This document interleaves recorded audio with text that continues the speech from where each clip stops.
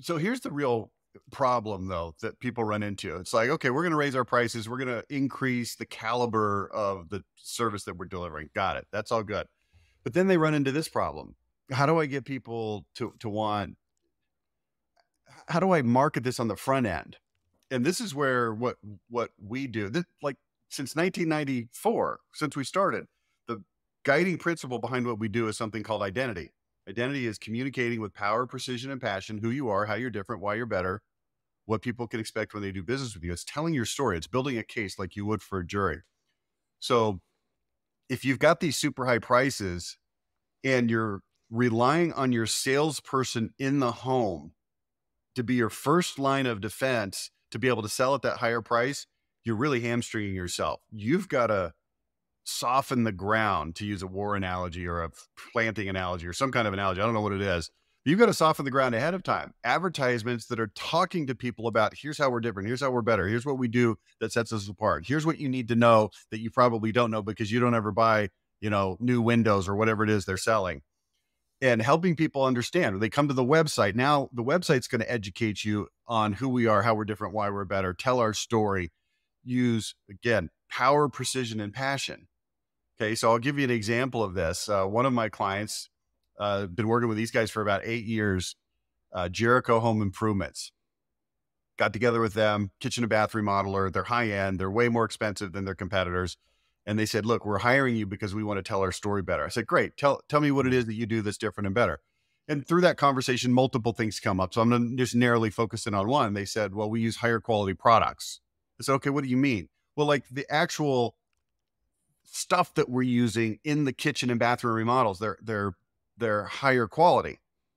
Okay, so take that concept and put it into, let's just say, a radio advertisement, because we're on a podcast and it's audio.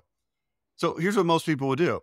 Hey, call Jericho Home Improvements. We use the highest quality materials. We use the highest quality fixtures, the highest quality, tub, tile, installers. Everything's highest quality. So call us.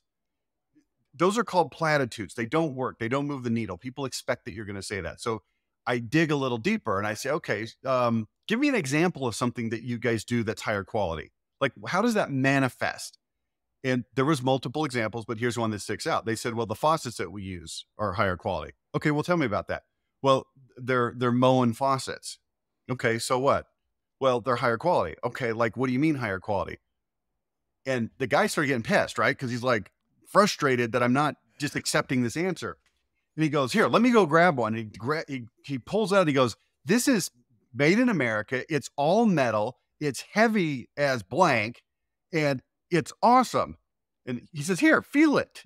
So I grab it and I'm like, yeah, this, just feels quality. And I go, so what do other people use? And he goes and he grabs one. He goes, they're using this. It's cheap. It's plastic. This one weighs 10 pounds. This one weighs 1.5 pounds.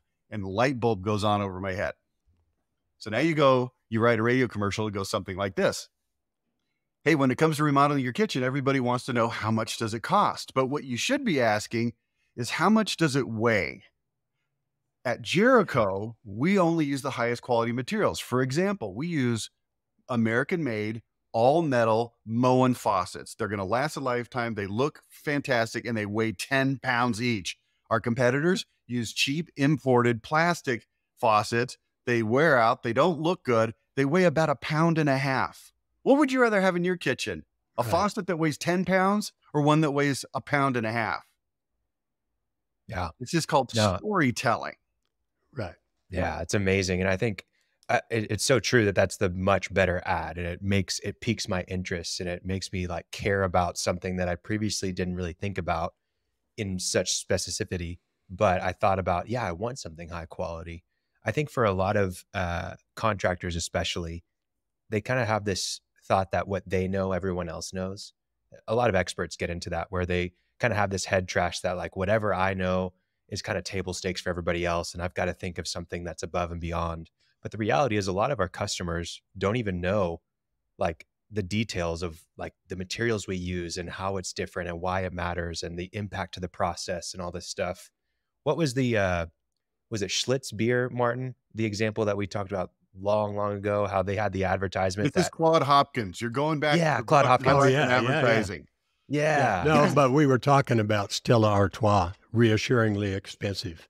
Oh yeah, that was If the that's Schlitz if beer that's from one Claude you were Hopkins trying. was another one, right? Yeah, Yeah, you go. he This is like yeah, he 1905, and it was like yeah, how they filtered the Goodyear, beer. Colgate. I mean, yeah, and the coolest, freshest beer, and that every company in the United States was using the same machinery and processes, but he created it.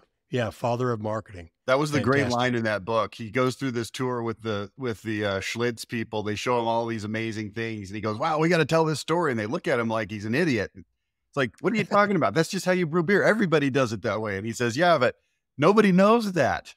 Preemptive marketing. I use one enterprise rental cars. I ask people all the time, what's their thing? We'll pick you up. I don't know if that's that big a deal now, but everybody could say that, Yeah. but not now. You know, what's Hertz going to say? Yeah, we'll pick you up too, right? Preemptive. Anyway. Yeah. Well, but here's No, what's cool in the contractor space, just to build on that concept. Not everybody does it the right way. In fact, the quantity of competitors that does it, quote unquote, the level 10 way is probably in the 10% range. You know, truly quality companies. Now, there's going to be a second tier from, you know, that's probably 20 or 30%. That's good. They're not ripping people off, but there's only about 10% that really, truly do it the right way. And so when those companies start telling their story, it becomes very powerful. Yeah. Well, I think it ties into SEO at a certain level too, because if you don't have an identity, and we'll kind of dive into that a little bit, but even if I do go and visit your website and I've actually found you, but then I don't really feel like you have an identity and that you're really different than anybody, I've kind of you've lost that person a little bit, haven't you, as a contractor? Yeah. Well, you know, Well, they website default is, to price. I mean, if I always say you got to give them a reason other than price to buy from you, which you're developing in depth. But I have a guy that I had him ratcheting up his prices, and we have a whole strategy that we're using. And he wound up emailing a guy the bid, right? We went out, looked at it, emailed the guy the bid, and the guy said, "You're twice as high as the next guy. What should I do?" I said, "Well, we're a little late for that because it's just what you got too." There was no identity, no personality, no belief that, hey, this guy really is different because he just got an email. Email has a number in it. Compare two numbers, take the low one.